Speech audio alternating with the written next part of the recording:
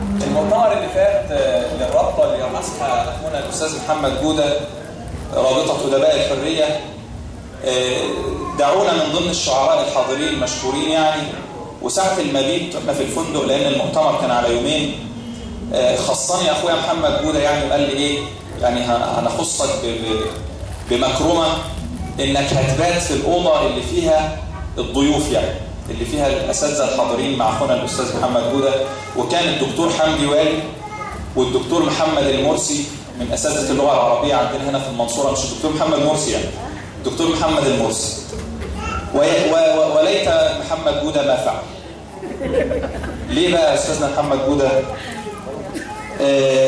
الحقيقه هو النص الاولاني من الليله كان ممتع جدا، كلام بقى واخواننا بيتكلموا اساتذتنا في الادب والشعر. النص الثاني من الليله كتبت فيه 4 أبيات بعنوان صوت شخير البلبل.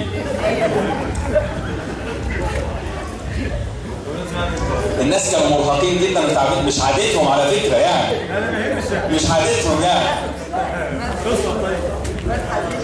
فنلحق ونسمعكم ال4 أبيات ونختم بيهم، بعدين نسمع اغنيه من اخونا الموسيقار محمد بيومي بالجيتار بتاعه.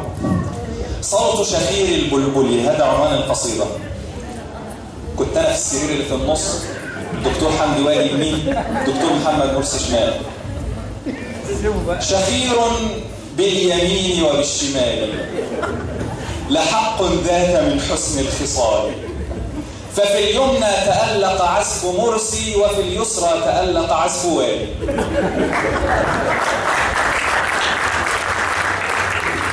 شخير باليمين وبالشمال، لحق ذاك من حسن الخصال، ففي اليمنى تألق عزف مرسي وفي اليسرى تألق عزف والي. فصبرا في سبيل النوم صبرا، فنيل النوم ضرب من محال.